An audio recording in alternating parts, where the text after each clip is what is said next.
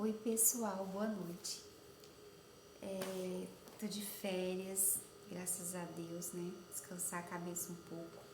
Mas eu tava aqui pensando sobre o protagonismo juvenil na nossa escola, né? Será que acontece? Quero trazer uma experiência que a gente tem lá, uma prática que eu considero exitosa também, que é trazer para o ambiente educativo essa ação ativa do aluno, né? Essa participação ativa ali do aluno, mesmo no ambiente militarizado. Então eu vou dizer como é que acontece lá na nossa escola.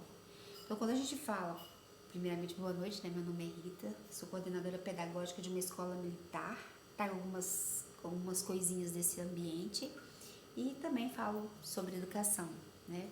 Sejam muito bem-vindos. Inscreva no meu canal, comente, deixe seu like, sua sugestão, enfim, será muito bem aceito, tá? Então, pessoal, quando a gente fala de protagonismo juvenil e a gente entende que a base comum curricular ela traz isso, né, todas as competências propostas na base, ela tem esse cunho, né, de formar esse indivíduo proativo para o mundo, né? Enfim, então todo o ambiente de ensino, todo o modelo de ensino, ele tem que pôr em primeiro lugar, né, essa meta, né, vamos assim dizer, para o aluno sobreviver, né, nesse mundo que a gente está vendo por aí à nossa volta, ele precisa ser um aluno proativo, cidadão, consciente, capaz de tomar decisões equilibradas, sabe, aquela coisa bem redondinha, enfim. E isso não é fácil de formar, isso não é simples assim, né? Mas nesse vídeo especificamente eu quero falar sobre como acontece essa ação na formação, vamos dizer assim, essa meta, né, de formar indivíduos ativos, proativos, né, na perspectiva do protagonismo juvenil, mesmo no ambiente militarizado. Então, quando a gente fala de escola militar, de protagonismo juvenil, parece que são coisas que caminham cada um para um lado, né, que são antagônicas. Enfim, e elas têm suas divergências sim, mas a gente precisa nesse ambiente equilibrar e precisa acontecer, né? Formar o cidadão protagonista da sua própria vida não é uma opção, é uma obrigação nossa, né? Não dá pra gente entregar o indivíduo para a sociedade que amém, se senhor, não é assim, não pode ser assim. E lá na escola, como é que funciona? Na escola militar Tiradentes, a gente trabalha tentando dar voz ao aluno, né? Dentro claro, daquilo que é possível fazer. Como é que a gente faz no ensino médio, né? Eu sou coordenadora militar, numa escola militar de ensino médio, né? Eu cuido da parte do ensino médio e a outra coordenadora cuida do ensino fundamental. No ensino médio, olha como que a gente conseguiu conciliar essa questão do protagonismo. Bimestralmente, a gente tem uma autoavaliação, né? Então, por que essa autoavaliação? Então, é um instrumento que veio para nós, acho que em 2024, para a gente nos auxiliar no conselho de classe, né? Então, tinha algumas questões lá que para a gente balizar, trazer para o conselho, pontuar as dificuldades e pronto. E aí eu pensei, falei, não, vamos trazer isso para uma prática da escola mesmo, porque eu levo para a sala de aula aquele questionário mediado por um professor conselheiro da turma, né? E essa mediação eu vou ali não conduzir as respostas, mas conduzir o questionamento, abrir o leque das possibilidades de resposta para o aluno, né, conseguir fazer aquela adequação ali, pontuar aquilo que precisa ser melhorado, fazer uma autoavaliação, né? Enfim, ele se autoavalia também, avalia o contexto escolar como um todo.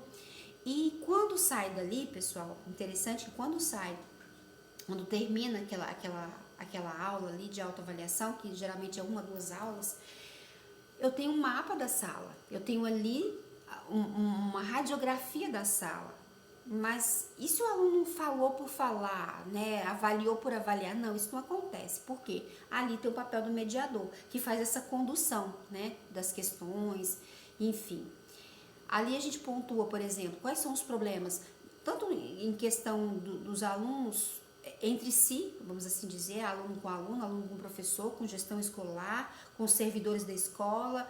Ali tem questões pedagógicas, questões de relacionamento, tem tudo da escola. Então eu tenho mapeado ali, e aí a gente abre uma discussão bem ampla, né? E o aluno vai pontuando e tal, vai discutindo. É um momento muito rico, né? Então a gente sai dali com alguns pontos para serem resolvidos. Eu sempre trago.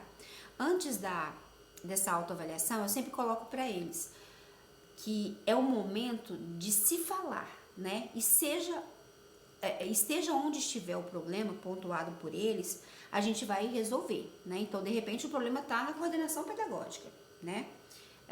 Enfim, ou tá no diretor da escola, ou tá na merendeira, né? Na pessoa do apoio que faz a merenda escolar, ou tá no aluno, né? E o mais interessante, a nossa juventude, pessoal, ela sabe muito bem se autoavaliar, avaliar o contexto na qual ela está inserida, de uma forma assim maravilhosa, sabe, bem consciente.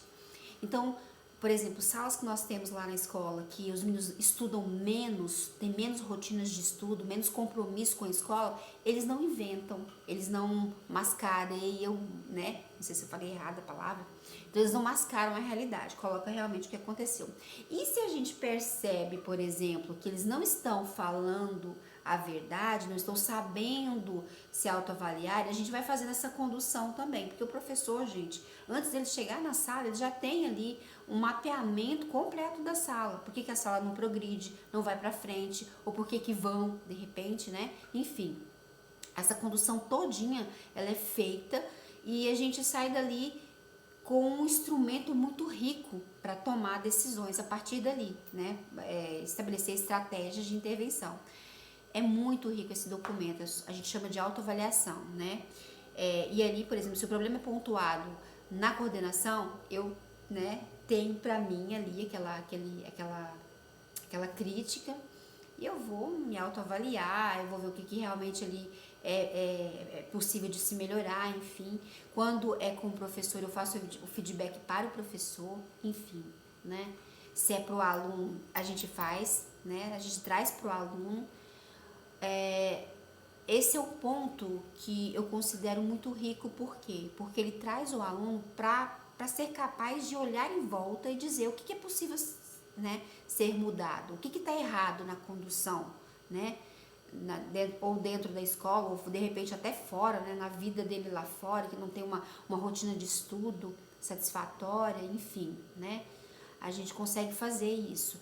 E a proposta é sempre essa, de tentar melhorar a partir daí. A partir do momento que eu observo a minha falha, a minha limitação e tal, eu preciso tentar fazer essa volta de melhorar, né, o processo ali.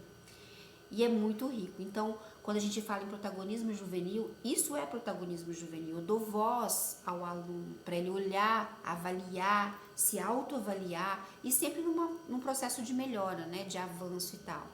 Então, é uma ação que a gente considera exitosa porque traz a responsabilidade, a corresponsabilidade do processo educativo. Então não é só do professor, não é só da gestão escolar, não, também é do aluno, de olhar, pontuar onde está errado e ir nessa caminhada para uma melhora, né?